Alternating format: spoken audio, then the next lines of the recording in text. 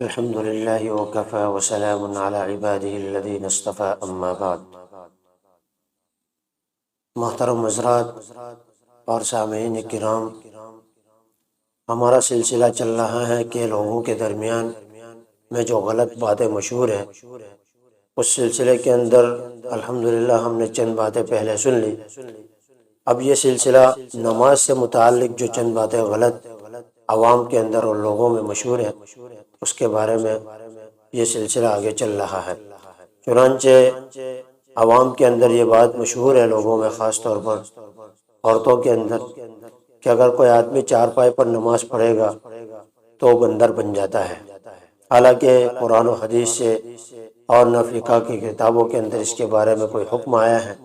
بلکہ علماء نے چارپائی کے اوپر، تختے کے اوپر نماز پڑھنے کے باقاعدہ مسائل بیان کیے ہیں۔ اس لیے یہ سمجھنا کہ چارپائی کے اوپر نماز پڑھنے سے آدمی بندر بن جاتا ہے، اس بات کی کوئی اصل موجود نہیں ہے۔ ہم نے عورتوں کو اکثر دیکھا ہے کہ گھروں کے اندر نماز پڑھنے کے بعد مصلی کے ایک کونے کو موڑ لیتی ہے اور وجہ یہ بیان کرتی ہے کہ مصلی بچھا رہنے سے شیطان اس کے اوپر نماز پڑھتا ہے۔ ارے بھائی، بہت اچھا ہے کہ اگر وہ اتنی دیر نماز پڑھنے کے اندر مشغول رہے گا تو لوگوں کو بہکانے اور لوگوں کو گناہ کے اندر ملوث کرنے سے تو باز رہے گا۔ حالانکہ اس کی بھی کوئی اصل نہیں ہے، کیونکہ نماز کے بعد نہ مصلی کو موڑنا فرض ہے، نہ واجب ہے، نہ مستحب اور سنت ہے، اور نہ یہ آداب نماز میں سے ہیں۔ اس لیے اس بات کو ضروری سمجھنا، یہ بالکل دین کے اندر جو ہے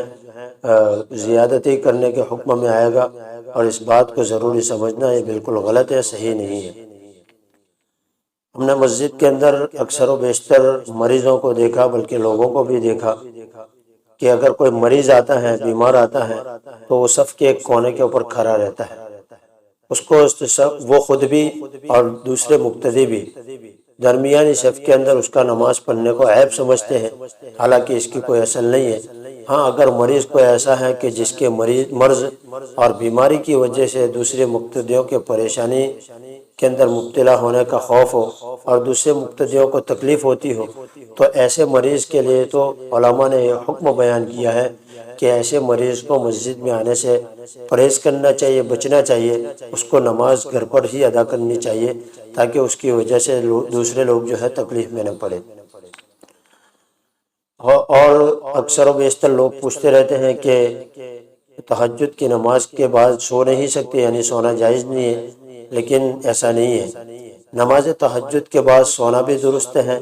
بلکہ اکثر و بیشتر لوگ نماز تہجد سے اس لیے محروم ہیں کہ وہ سمجھتے ہیں کہ تہجد کی نماز پڑھنے کے بعد ہم سو نہیں سکتے ہیں، صبح تک جاگنا پڑے گا، اس لیے وہ تہجد کے لیے اٹھتے بھی نہیں ہیں۔ لیکن اللہ تبارک و تعالیٰ نے جس کو جس طرح طاقت دی ہو، جس کے اندر جیسی سکت ہو، اور جس کے اندر اللہ تبارک و تعالیٰ نے جیسی استطاعت رکھی ہو، جیسے استعداد رکھی ہو، کہ وہ شروع رات کے اندر، درمیانی رات کے اندر یا آخری رات کے اندر جب بھی وہ نماز تہجد پڑھنا چاہے پڑھ سکتا ہے۔ اللہ تعالیٰ نے کوئی پابندی نہیں رکھی۔ اس لیے نماز تہجد اگر کسی آدمی کی درمیانی رات میں آنکھ کھل جاتی ہے اور وہ اس وقت 2-4 رکعت پڑھنا چاہتا ہے تو پڑھ کر سو سکتا ہے، اس کے اندر کوئی حرج نہیں۔ ہاں، علماء نے یہ بات لکھی ہے کہ نماز تہجد کے بعد اگر سو جانے سے اگر فجر کی نماز قضا ہونے کا خطرہ ہو تو آدمی کو چاہیے کہ آخری رات کے اندر اٹھے اور 4 رکعت اتنا وقت لے کر اٹھے کہ 4 رکعت وہ نماز تہجد پڑھ سکے، اور اس کے بعد فوراً صبح صادق وغیرہ ہو کر نماز فجر کا وقت ہو جائے اور وہ پھر فجر کی نماز کے بعد سوئے۔ تو اس لیے علماء نے اس کو منع لکھا ہے، اس وقت منع لکھا ہے کہ اگر فجر کی نماز قضا ہونے کا خطرہ ہو تو نماز تہجد کے بعد جو ہے اگر آدمی سونا چاہتا ہے تو سو سکتا ہے، لیکن شرط ہے کہ اس کے فجر کی نماز قضا نہ ہو۔ اور بھی ایک مسئلہ لوگ اکثر و بیشتر پوچھتے رہتے ہیں کہ زوال کے وقت قرآن پڑھنا کیسا ہے؟ لوگوں کے درمیان میں تو یہی مشہور ہے کہ زوال کے وقت جو ہے قرآن کریم کی تلاوت نہیں کر سکتے، حالانکہ ایسا کچھ نہیں ہے۔ قرآن کریم کی تلاوت مکروہ اوقات کے اندر کرنا بالکل جائز ہے، صحیح ہے، درست ہے، لیکن علماء نے افضل یہ لکھا ہے کہ مکروہ اوقات کے اندر آدمی کو درود شریف اور ذکر و اذکار کے اندر مبتلا رہنا چاہیے۔ لیکن اگر کوئی آدمی تلاوت قرآن کریم کرتا ہے تو اس کو برا سمجھنا اور ناجائز سمجھنا یہ بالکل غلط ہے۔ ایسا عقیدہ رکھنا اور پڑھنے والے کو بری نظروں سے دیکھنا یہ بالکل غلط ہے۔ شریعت و سنت کے اندر اس کی کوئی اصل موجود نہیں ہے۔ اور عام طور پر لوگ یہ بھی سمجھتے ہیں کہ اندھیرے کے اندر نماز پڑھنا بھی درست نہیں ہے، جائز نہیں ہے، حالانکہ نبی کریم صلی اللہ علیہ وسلم سے اندھیرے کے اندر بھی نماز پڑھنا ثابت ہے۔ آپ علیہ السلام نے اندھیرے کے اندر نماز پڑھی ہے۔ ہاں لیکن اتنا ہے، علماء نے یہ بات لکھی ہے کہ آدمی کو چاہیے کہ قبلہ رخ صحیح سمت معلوم کر کے پھر نماز پڑھے۔ ایسا نہ ہو کہ اندھیرے میں نماز پڑھنے کی وجہ سے اس کا قبلہ رخ جو ہے وہ ادھر ادھر ہو جائے، تشویش کے اندر وہ مبتلا ہو جائے، ایسا نہیں ہونا چاہیے۔ عورتوں کے طرف سے اکثر و بیشتر یہ سوال ہوتا ہے کہ اگر چند عورتیں ایک کمرے میں مل کر اگر نماز پڑھتی ہیں تو کیا وہ ایک دوسرے کے دائیں بائیں آگے پیچھے کھڑی ہو سکتی ہے؟ عورتوں کے درمیان تو یہ بات مشہور ہے کہ اس طرح نماز نہیں ہوتی ہے، حالانکہ عورتوں کا آپس کے اندر ایک دوسرے سے مل کر دائیں بائیں جانب کھڑے ہو کر یا آگے پیچھے کھڑے ہو کر نماز پڑھنا بالکل درست ہے، جائز ہے۔ یہ اور مسئلہ ہے کہ مرد اور عورت کا آپس کے اندر کھڑے ہو کر دائیں بائیں جانب یا آگے پیچھے کھڑے ہو کر نماز پڑھنے کا مسئلہ الگ ہے، اس کی لمبی چوڑی تفصیل ہے۔ اگر کوئی آدمی اس تفصیل کو معلوم کرنا چاہتا ہے تو انشاءاللہ رابطہ کرے، اس کو پوری تفصیل بتا دی جائے گی۔ اور عوام کے درمیان یہ بات بھی مشہور ہے کہ سجدہ تلاوت کے بعد جس طرح عام نمازوں کے اندر سلام پھیرتے ہیں قاعدے کے بعد، اس طرح سجدہ تلاوت کے بعد بھی دونوں طرف سلام پھیرنا ضروری ہے۔ حالانکہ ایسا کچھ نہیں ہے، شریعت نے ہمیں جن احکام کو جس طرح کرنے کا، جس طریقے پر ادا کرنے کا ہمیں حکم دیا ہے اسی طرح ہمیں ادا کرنا ہے۔ تو سجدہ تلاوت کے بعد سلام کا کوئی ثبوت نہیں ہے، اس لیے ہمیں چاہیے کہ صرف سجدہ تلاوت ادا کر لی جائے۔ عوام کے اندر یہ بات بھی مشہور ہے کہ بلکہ مشہور کیا ہے، حدیث کے اندر ممانعت بھی ہے، مسئلہ بھی اس کے بارے میں بیان کیا ہے، لیکن اکثر و بیشتر عوام اس کے بارے میں غلط سمجھتے ہیں کہ مغرب اور عشاء کے درمیان میں سونا نہیں چاہیے۔ اگر کوئی آدمی سو گیا اور اٹھنے کے بعد بھی اگر عشاء کا وقت باقی ہے پھر بھی وہ قضا کی نیت سے نماز پڑھے گا۔ مسئلہ سمجھ لیجئے توجہ کے ساتھ کہ اگر کوئی آدمی مغرب کے بعد سو گیا، اگر آدمی 10 بجے اٹھ گیا تو عوام کے درمیان میں کیا مشہور ہے کہ اگر کوئی آدمی ایک مرتبہ مغرب کے بعد عشاء کی نماز پڑھنے سے پہلے سو گیا تو وہ جب بھی اٹھے گا اگرچہ عشاء کی نماز کا وقت باقی ہے پھر بھی وہ قضا کی نیت سے پڑھے گا، حالانکہ اس کا کوئی ثبوت نہیں ہے اور یہ بات بالکل غلط ہے۔ اگر کوئی آدمی مغرب اور عشاء کے درمیان میں سونے کی عادت بنا لیتا ہے، روزانہ سو جاتا ہے، تو اس کو علماء نے مکروہ لکھا ہے کہ آدمی کو ایسی عادت بنا لینا اچھی بات نہیں ہے۔ لیکن اگر کوئی آدمی سفر وغیرہ سے آیا ہے یا کسی اور وجہ سے کبھی سو جاتا ہے یا کبھی سونے کی اس کو نوبت آ گئی تو کبھی کبھار سونے کے اندر کوئی ایسا مکروہ وغیرہ بھی نہیں ہے۔ لیکن اگر آدمی اٹھتا ہے، آدھی رات سے پہلے اٹھتا ہے تو وہ عشاء کی نماز جو ہے ادا کی ہی نیت سے پڑھے گا۔ ہاں اتنا ہے کہ جماعت کے ساتھ نہ پڑھنے کی وجہ سے اس کو جماعت کا ثواب نہیں ملے گا، لیکن عشاء کی نماز پڑھنے کا ثواب اس کو ملے گا۔ علماء نے آدھی رات کے بعد جو ہے مکروہ وقت لکھا ہے کہ اس وقت سے مکروہ وقت شروع ہو جاتا ہے، لیکن اگر وہ صبح صادق سے پہلے عشاء کی نماز ادا کرتا ہے تو وہ عشاء کی نماز اس کی ادائی ہی ہوگی، قضا نہیں ہوگی۔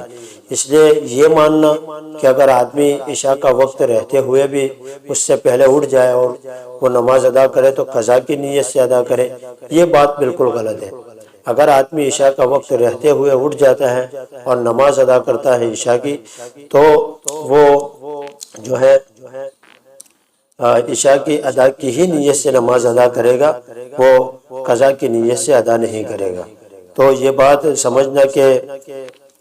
عشاء کی نماز قضا کی نیت سے ہی پڑھے وقت رہتے ہونے کے باوجود، تو یہ بات بالکل غلط ہے۔ میں نے مسئلہ بیان کر دیا کہ کس طرح کیسے نماز ادا کرنی ہے۔ بعض عورتوں کے درمیان میں یہ باتیں مشہور ہے، بلکہ عوام بھی بعض پوچھتے ہیں کہ جب نماز کے اندر 2 سجدے ہیں تو سجدے تلاوت کے اندر 2 سجدے کیوں نہیں ہیں؟ تو اس کی تفصیل یہ ہے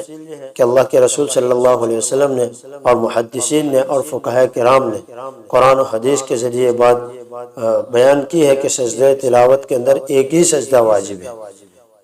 اور اس کی تفصیل یہ ہے کہ اگر کوئی آدمی غلطی سے نماز کے اندر اس نے آیت سجدہ پڑھی اور سجدہ تلاوت اس نے 2 ادا کر لیے، تو علماء نے اس کے اندر یہ تفصیل بیان کی ہے کہ پہلا سجدہ اس کا سجدہ تلاوت جو واجب ہے وہ ادا ہو جائے گا، اور دوسرا سجدہ اس کا زائد ہوگا، اور اس کی وجہ سے اس کے اوپر جو ہے سجدہ سہو لازم ہوگا۔ اگر اس نے قعدہ اخیرہ کے اندر بیٹھنے کے بعد سجدہ سہو کر لیا تو اس کی نماز درست ہو جائے گی، اور اگر اس نے سجدہ سہو نہیں کیا تو اس کو نماز کا اعادہ وقت کے اندر ضروری ہے، اور وقت نکلنے کے بعد اس کا اعادہ اور نماز کا لوٹانا جو ہے اس کے لیے مستحب ہے۔